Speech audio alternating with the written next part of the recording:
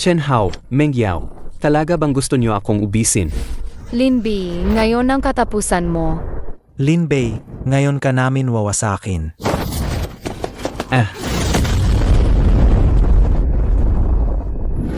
Nakakailag ka sa apoy pero sa tubig? Sa harap ay Chenli Valley. Wala na siyang takas. Linbei, mas mabuti pang sumuko ka na lang. Huwag kayong lumapit. Hindi. Tapos na ako. Sino ang sasajip sa akin?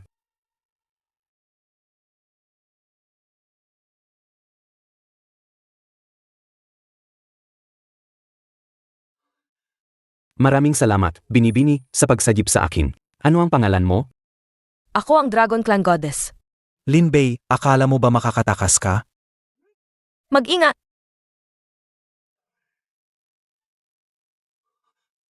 Sino ka? Bakit mo ako iniligtas? Panaginip lang pala. Ang weird. Talaga bang ipagkakanulo nila ako? Linbi, wiyan na.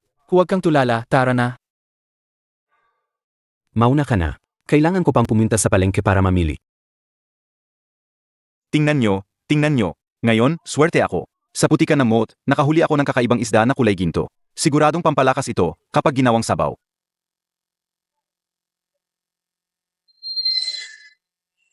Ang marka na ito. Katulad ng ginintuang higanteng dragon sa panaginip ko. Ang dragon mark sa noo. Parehong-pareho. Tulungan mo ako. Dali, Sandali, huwag mong patayin ang putik na isda na yan. Bibilhin ko yan. Anong ginagawa mo? Huwag kang humarang sa negosyo ko. Bibilhin ko yan. Magkano? Pambihirang item yan, 500 pesos. Hindi ko ibebenta kahit 1 sentimo ang kulang. Ito ang pera mo. Akin na ang pitik na isda. Sech, sayo na. Ahaw, paano kung bumalik si Linbi? Anong kinakatakutan mo? Nasa opisina pa siya. Nagsisipag mag-overtime at gumagawa ng drawing. Anong ginagawa ninyong dalawa? Linbi, dahil nakita mo na.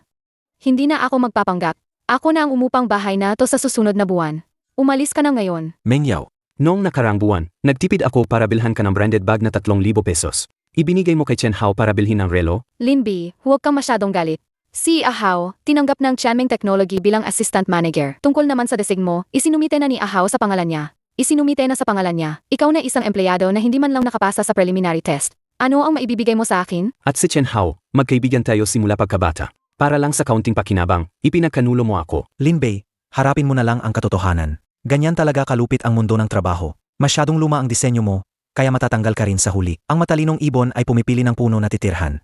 Kung susundin ka ni Yao Yao, maghihirap lang siya. Dahil tapos na ang ating relasyon, dalhin mo na ang mga gamit mo at umalis ka na. Maghiwalay tayo ng maayos. Talaga bang ganyan kakawalang awa? Ang pinsan ni Chen Hao ay ang administrative director ng Chanming Technology. Matutulungan niya akong manatili sa posisyong ito. Ano ang maibibigay mo sa akin? Bukod sa pagpupuyat sa paggawang drawing, ano pa ang kaya mong gawin? Kung matalino ka, umalis ka na agad. Huwag kang magpumilit manatili. Ako ang umupa sa lugar na ito. Kayo ang dapat umalis. Amy, sino ba ang may gusto sa sirang lugar na yan? Alis na kami. Malit na nilalang. Tayo na lang dalawa ang magkasamang gayon.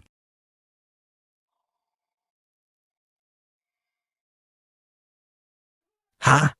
Ano ang nangyayari dito? Kailangan kong tumakbo agad. Yung sa ikalimang palapag, bakit sila nag-ingay ng gabi? Sabi nila, luma na raw ang wiring ng shower at nag-leak ng kuryente. Natakot daw sila at nadulas, hindi nabali ang buto pero inatake sa puso. Naku, tumatawag pa ng ambulansya. Biting na sa kanya. Ikaw ba ang may gawa nito, malit na nilalang? Ipinaghihiganti mo ba ako? Hayaan na. Kailangan ko pang mag-interview sa Shenlong Group bukas. mortal. Simula pa lang ito.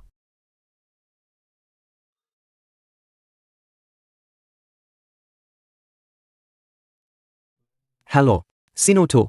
Ang aga-aga pa. Kayo po ba si Linbei? Nabalitaan kong nawalan ka ng trabaho. Nabangkarot ang kumpanya namin kamakailan. Pero paano mo nalaman na natanggal ako?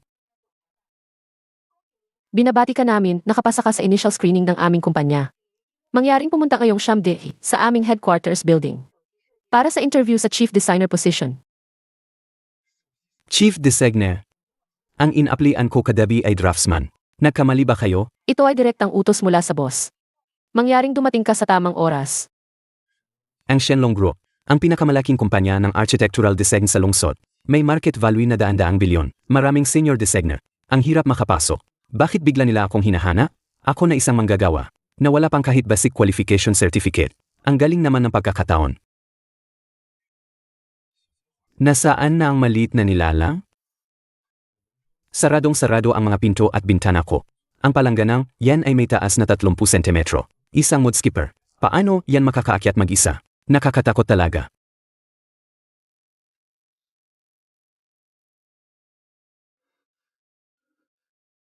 May kakaiba sa bahay na yan. Hindi ako nagsisinungaling sa'yo. Kagabi, habang naliligo ako, parang may lumabas sa tubig, isang malaking gintong anino. Mukha siyang dragon o malaking ahas. Halos atakihin ako sa puso sa takot. Hindi na tayo pwedeng manatili dito kahit isang araw pa. Tama na.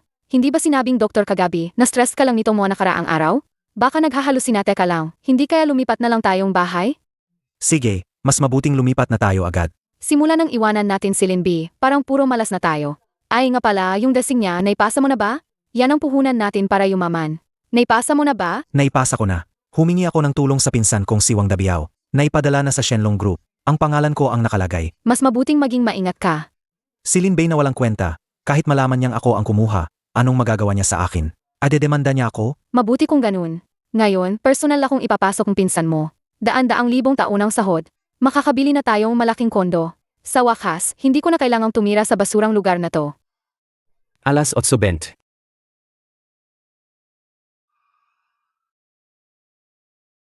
Anong ginagawa mo dito? Mataas ang standards ng Shenlong Group. Sa kwalifikasyon mo, malamang hindi ka makakapasa sa initial screening. Linby, sinusundan mo ba kami? Makinig ka sa akin, kung magpupumilit ka pa, gusto mong ipatawag ko ang guard para palabasin ka? Napakaluwang ng kalsada, huwag kayong humarang sa daan. May interview ako. Wala kayong pakialam. Interview.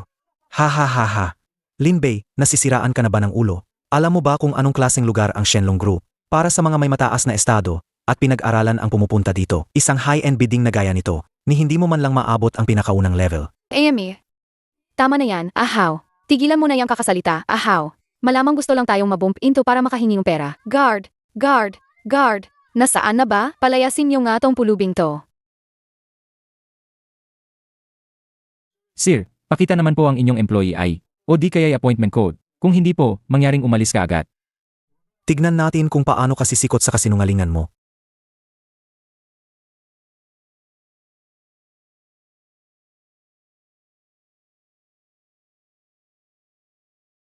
Excuse me, ikaw po ba si Marlin B? Ako nga. Matagal na kayong hinihintay ng boss. Sumama po kayo sa akin sa pribadong daanan. Sandali lang. Baka nagkamali ang sekretarya. Siya ay isang hamak na manggagawa lang na nagdadrawing ng sketch. Paano naman siya makikipagkita sa inyong boss? Ginoo, ang desisyon ng Shenlong Group President's Office kailan pa ninyo ito kinwestiyon. Pakiusap, mag-ingat sa inyong pananalita. Lintik, ang batang tu, paano niya nakilala ang boss ng Shenlong Group? Huwag kang mag-alala, ahaw. Ang pinsan mo ay ang administrative director. Pagpasok natin sa kumpanya mamaya, teritoryo natin to, marami tayong paraan para pahirapan siya. Umakyat po kayo sa pinakataas na palapag at dumiretso sa opisina.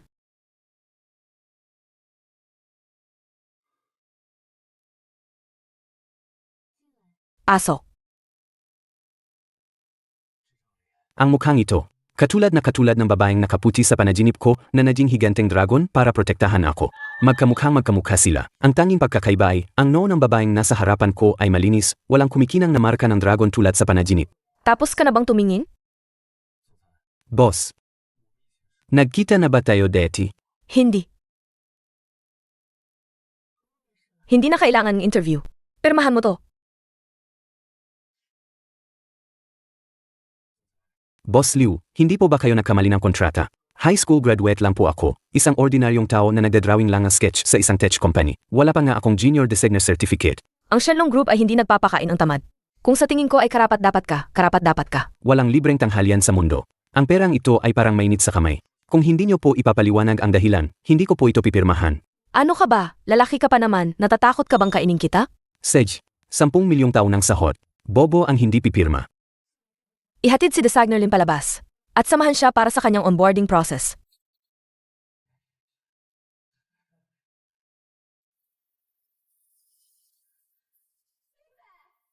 Linby, bakit ka pa rin nandito sa building? Hindi ka pa pala napapaalis. Sa'yo ba ang Shenlong Group? Ang dami mong pakialam.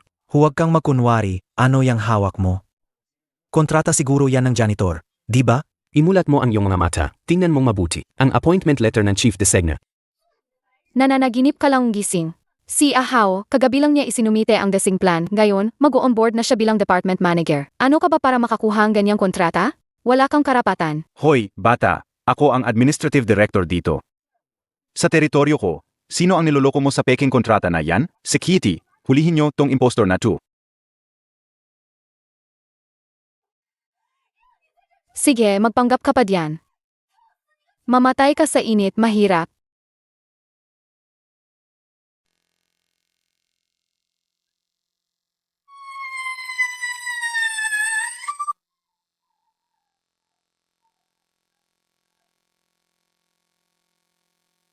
Ah, ah, ah, ah. Ken Hao, ang damit ko, ang kamay ko.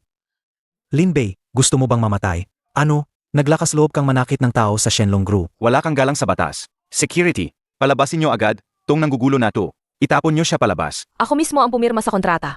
Si Lin B, siya na ngayon ang chief designer ng kumpanya. Tungkol naman sa'yo, hinayaan mong manggulo ang kamag-anak mo sa kumpanya, tumanggap kang suhol, at ginamit mo ang posisyon mo para kopyahin ang design plans ng iba. Tanggal ka na sa trabaho. Umalis ka sa Shenlong Group. Siya at yung dalawang nanggugulo, itapon nyo silang lahat palabas. Linbei, maghintay ka lang. Boss, salamat. Uyan na.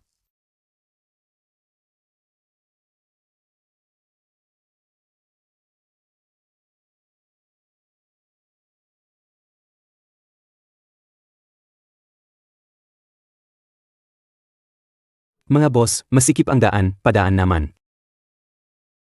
Ikaw si Lin B. May gustong magkaturo sa min na turuan ka ng leksyon. Kung matalino ka, humiga ka na lang. Si Meng Yao ang nagpadala sa inyo. Walang komento.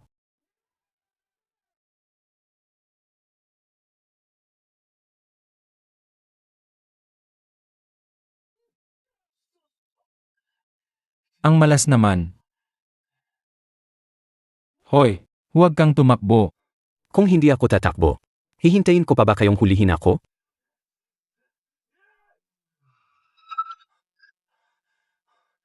Boss, bakit ka nandito? Sumakay ka. Boss, wala namang magandang bagay dito sa akin. Salamat sa tulong mo ngayon. Masyadong simple dito sa'yo. Sanay na ako. Ito ang lumang alak na gamot na ipinamana ng tatay ko. Sabi nila, kapag ininom ng ordinaryong tao, lumalakas ang katawan.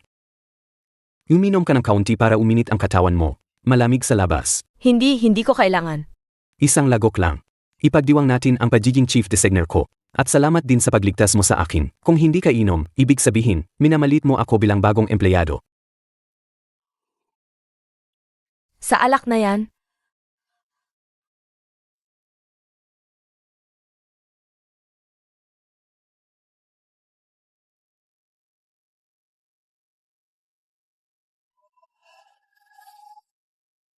Jgintong Mudfish.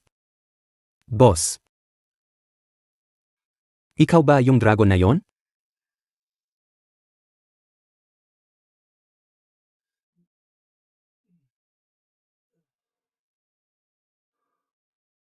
Parang nakita ko ang isang malaking gintong dragon kagabi. lasing ka. Naghahalusinate ka lang. Bilisan mo, mag-ayos ka na. Magsisimula ang bidding 9:30 minuto. Sage.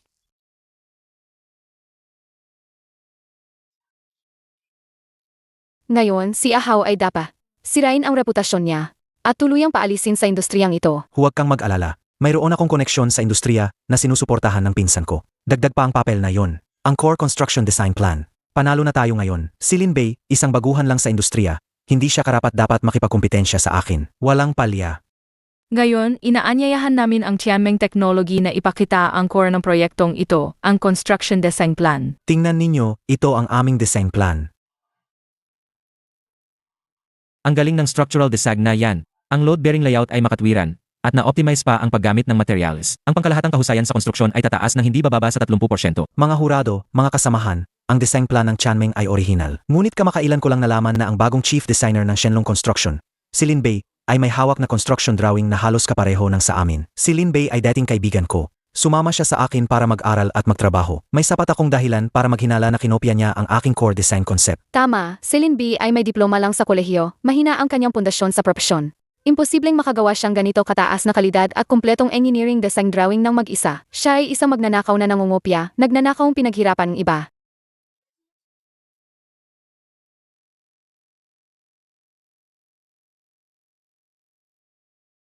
Sabi mo original ang drawing na yan?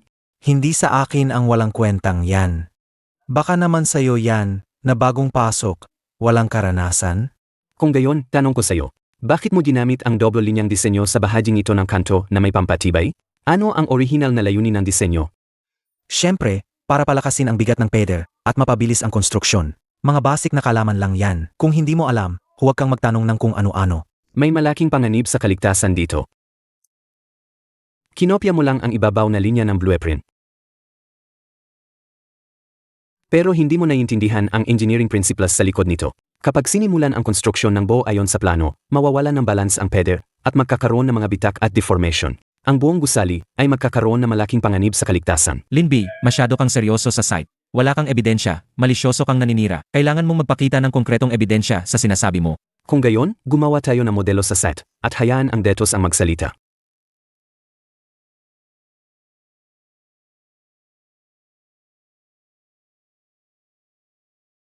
Ang disenyo na ito ay napakatalino. Ang disenyo na isinumite ng Chanming Technology ay may malaking depekto sa kaligtasan. Ang designer na si Chen Hao ay hindi sapat ang profesional na kakayahan at malisyosong naninira ng kasamahan. Ilagay sa blacklist ng industriya at habang buhay na ipagbawal na magtrabaho sa anumang may kinalaman sa disenyo ng konstruksyon. Ang proyektong ito ng pagpapaunlad ng lumang lungsod ay napanalunan ng Shenlong Group. Sige na nga. Ngayon, tanggap ko na ang pagkatalo.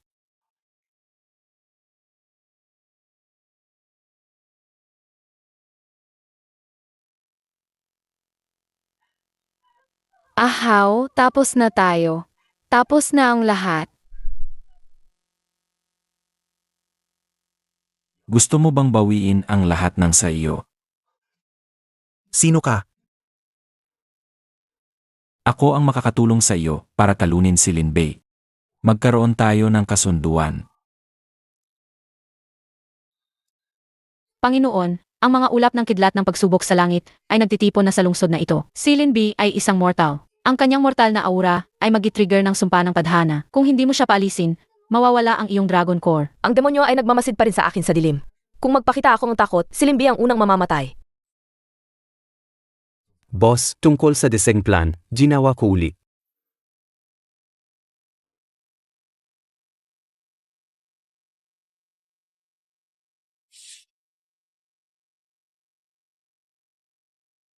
Sino ito? Siya si Song Xiaoyu, Seeing Song Corporation. Siya ang magiging asawa ko sa hinaharap. Yee. Ito ba ang designer na hinahanap mo? Mukha siyang mahirap. Ang ginawa ko kagabi ay paglilinis lang ng basura. Lin B, akala mo ba dahil lang sa nakagawa kang ilang drawing, makakapasok ka na sa mundo ko? Ginagamit mo ako. Bakit hindi? Kailangan ng Shenlong Group ang iyong design plan para makuha ang proyekto. Ngayon, nasa atin na ang proyekto. Wala ka ng halaga sa akin. Tingnan mo ako sa mata at ulitin mo yan. Alalahanin mo ang posisyon mo. Pinapaalis ka ni Boss Liu. Hindi mo ba naiintindihan? Kunin mo ang mga gamit mo. Umalis ka agad sa Shenlong Group. Kunin mo ang mga gamit mo. Umalis ka agad sa Shenlong Group. Tanggal ka na. Sage. Ako, Celine B, ang nagpakatanga.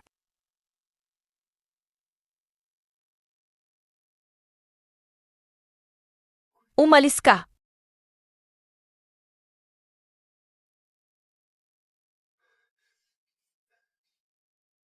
Mukhang pare-pareho lang ang lahat ng babae. Sa totoo lang, may pinagdadaanan si Boss Liu. Nakagalit niya ang isang malakas na kalaban. Natatakot siyang madamay ka. Nasaan siya? Dalhin mo ang Dragon Scale Bracelet ko at hanapin mo siya. Sa tingin ko ngayon, ikaw lang ang makakapagligtas sa kanya.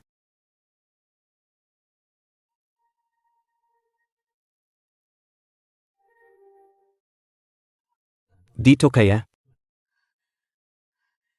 Akawalan mo ako. Kung hindi kita patatawarin. Huwag ka nang magpumiglas, kamahalan. Para sa isang mortal, halos maubos na ang spiritual energy mo. Ibigay mo na ang inner core mo. Chen Hao, Meng Yao. Hindi kayo magkakaroon ng magandang katapusan. Para matalo si Lin Bei. Gagawin ko ang lahat para lumakas. Amy, matigas ang ulo. Bitawan mo siya. May isa na namang mortal na gustong mamatay. Lin Bei, naglakas loob ka pa ring bumalik. Chen Hao, magising ka. Tingnan mo ang itsura mo ngayon. Para lang talunin ako, nagpakababa ka na. Sa harap mo, matagal na kaming nawalan ng dignidad. Tapusin mo siya.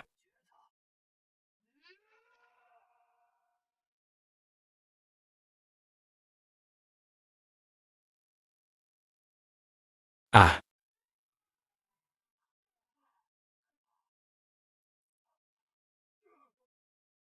ano to? Ikaw ba si Kang Yuan Shenzun?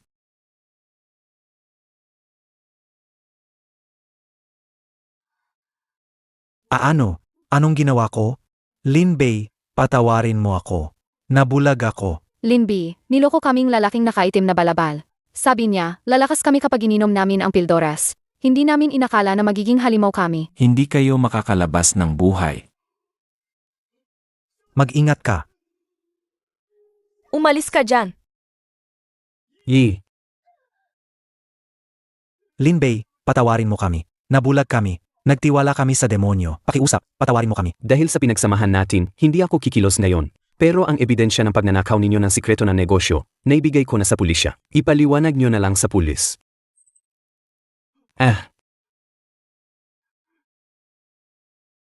Yi, gising. Gumising ka. Huwag mo akong iwan.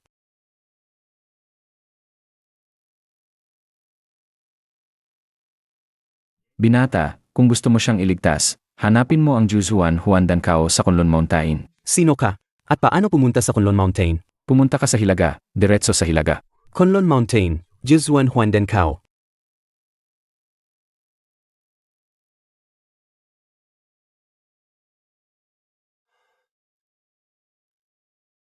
Ye, kumapit ka.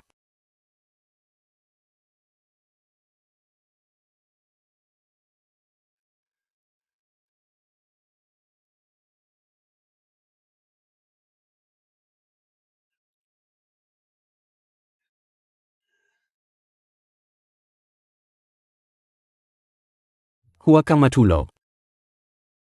Kapag natulog ka, hindi ka na majigising.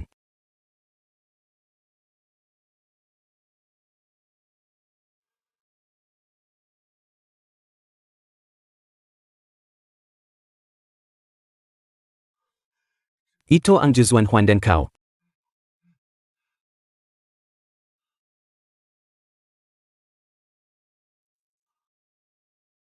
Nakuha ko na.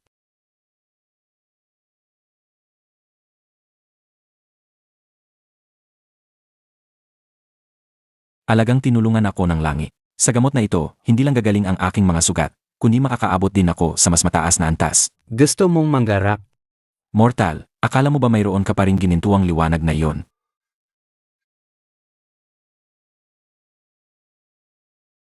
Masyado ka paling inosente.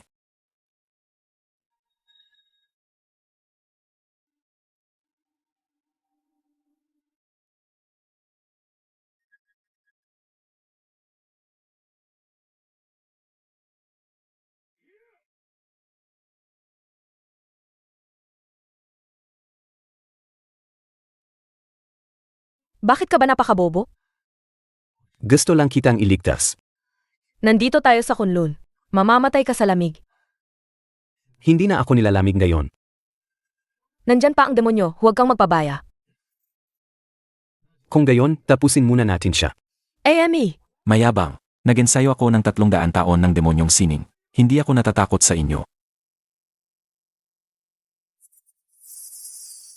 Hindi kaya, magigising na naman si Kang Yuan Shenzun. Tama, ako si Kang Yuan Shenzun.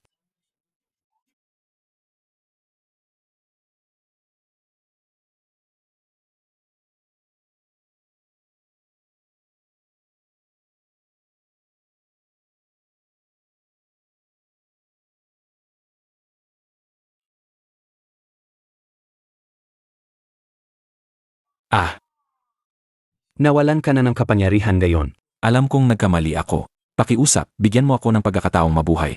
Seji, palalampasin kita. Ngayon, bumalik na sa deti ang lahat. Gusto mo bang mamuhay kasama ko bilang ordinaryong tao? Gusto ko. Ang dating abandonadong mansyon sa labas ng syudad ay biniling Shenlong Group. Matagal na rin, Chen Hao. Chen Hao, Binabati kita. Si Lin Bei ay masaya na ngayon. Maraming malalaking kliyente ang nakuha ninyo. kumusta kayo ni Meng Yao kamakailan? Kami ni Meng Yao ay nagbukas ng flower shop sa isang maliit na bayan sa timog. Kahit hindi kami mayaman, payapa ang aming buhay. Ang mga nangyari noon, paumanhin. Sana maging masaya kayo habang buhay. Hayaan na natin ang nakaraan. Sa ibang araw, bisitahin mo kami doon. Ililibre ko kayo ng hapunan. Del, Sej, Nakakuha na naman tayo ng malaking kliyente. Malaking tulong ito dahil sa'yo. Ako, ang CEO ng Shenlong Group, ay magiging assistant mo ngayon. Masaya ka na ba? talagang pinahirapan kita. Pero ipinapangako ko, alagaan kita habang buhay. Mamahalin kita habang buhay. Ako, Celine B, hindi na ako sisira sa aking salita. Ikaw ang nagsabi niyan. Ang pangako ng isang Shenzun, mas matimbang pa sa batas ng langit. Kung mang-api ka sa akin sa hinaharap, magiging higanteng dragon ako ulit. At ang punong tanggapan ng Shenlong Group mo ay gigibain ko. Kahit ang mga batas ng langit ay sinira ko na, pero ang pangako ko sa iyo ay mananatiling hindi magbabago sa loob ng libu-libong taon. Huwag mo nang sabihing digibayin ang gusali, kahit baliktarin mo pa ang 9 na kalangitan at 10 lupain, kung saan-saan. Basta masaya ka, ako pa ang magbibigay sa iyo ng pala. Shenzun, Boss Lin, naistorbo ko ba ang inyong pagmamahalan? Pero may isang hindi inaasahang bisita sa ibaba. Ayaw umalis. Sino ang nasa ibaba? Si Song Xiaoyu ng Song Corporation. May kasama siyang mahigit 10 bodyguard, at sa kanyang kamay, may hawak siyang ilang kahon na gawa sa purple sandalwood. Sabi niya, mayroon siyang napakahalagang regalo, na personal niyang ibibigay kay Boss Lin, para humingi ng tawad. Sabi ni Boss Lin, para daw humingi ng tawad. Dati, ang yabang-yabang niya sa kumpanya. Ngayon alam na niya ang tunay mong lakas. Marunong din siyang sumunod sa agos. Lin B, gusto mo bang paalisin ko siya? Papasukin mo siya. Dahil nagmamadali siyang magbigay ng regalo. Bilang mga host, kailangan nating tingnan kung ano talaga ang pakay niya. Boss Lin, Boss Liu.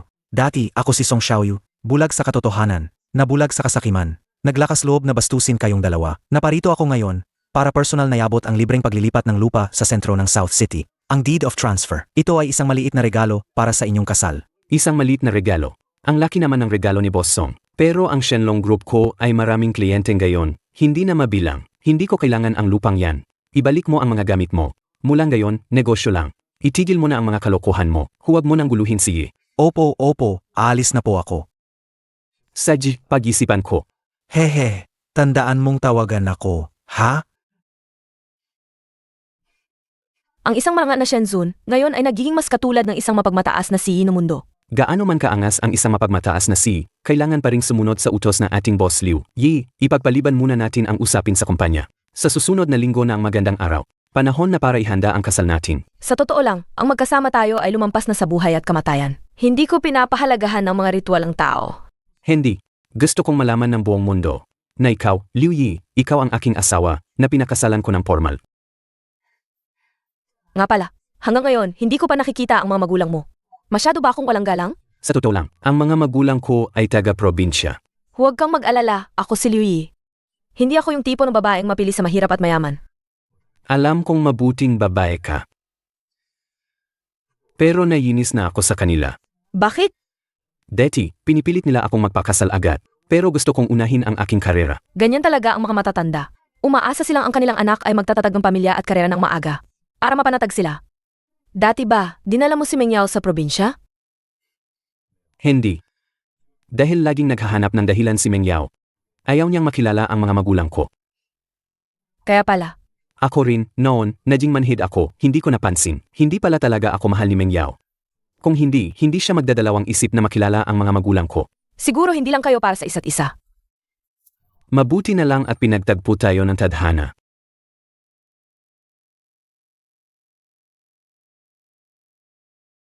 Ahaw, ano ang kakainin natin ngayong tanghali?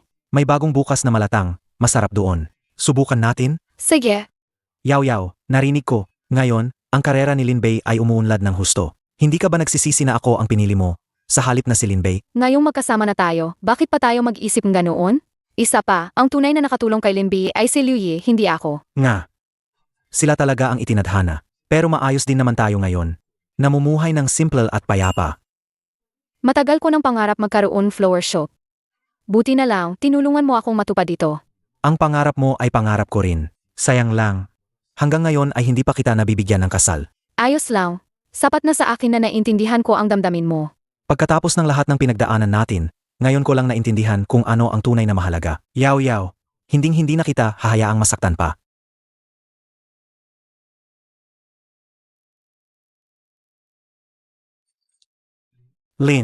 Linbei, Boss Liu, Linbe kayo. Bakit kayo naparito mula sa malayo? Halika, upo kayo. Bilisan nyo, kukuha akong tubig para sa inyo. Huwag ka na mag-abala. Ahaw, Meng Yao, naparito ako ngayon para magbigay ng imbitasyon.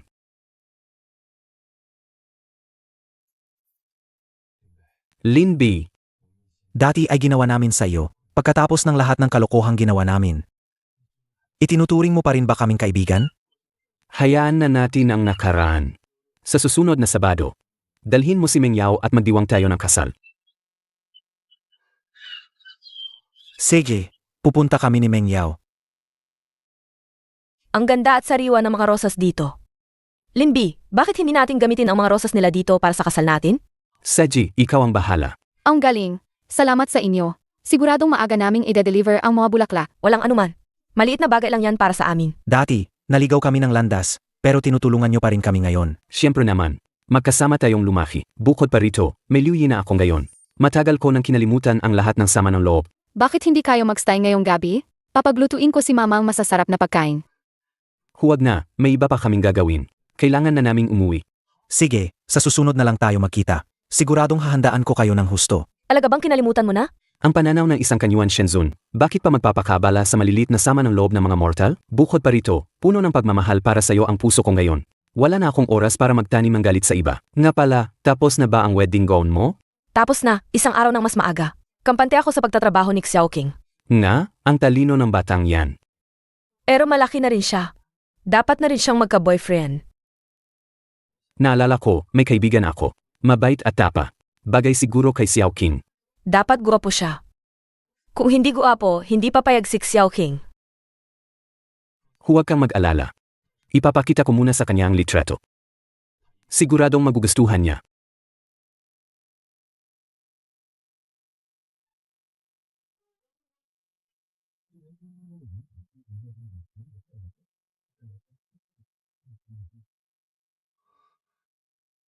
Bakit wala pa siya? Baka may nangyaring masama? Tingnan nyo, dumarating na ang nobya. Wow, ang gandang nobya. Yi, papakasalan mo ba ako?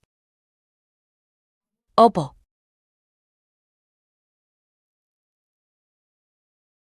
Yi. Sa wakas, napakasalan na kita. Ako, si Linbi, sumisumpa sa langit, na hinding-hindi kita bibigin. Naniniwala ako sa'yo, Linbi. Mahal kita, Yi.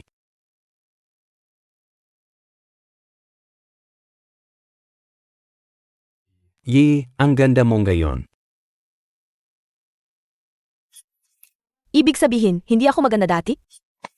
Ibig sabihin, hindi ako maganda dati? Hindi ganoon. Ang ibig kong sabihin, maganda ka palagi. Kasalanan ko, mahina ako sa salita. Sige na, binibiro lang kita. Magpahinga ka na.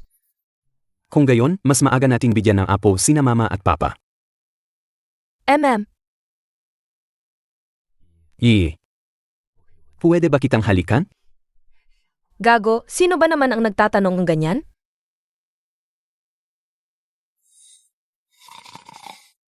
Hubby, gising na.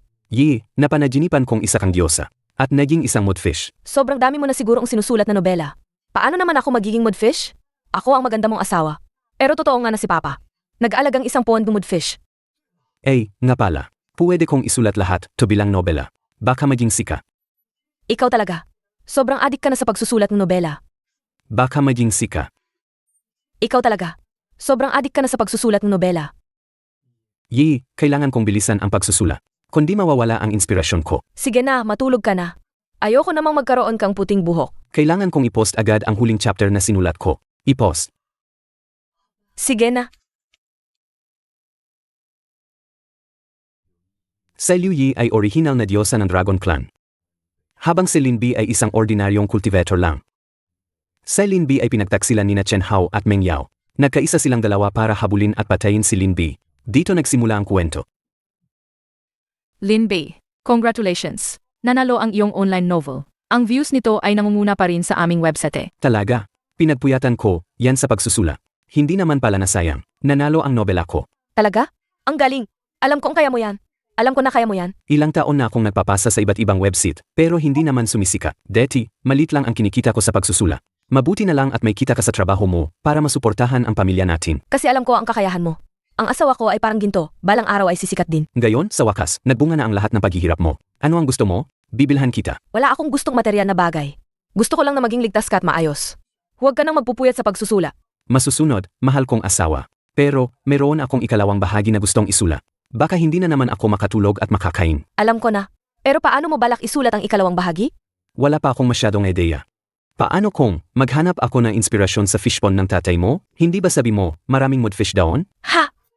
Ikaw talaga, kung ano-ano ang naisip mo.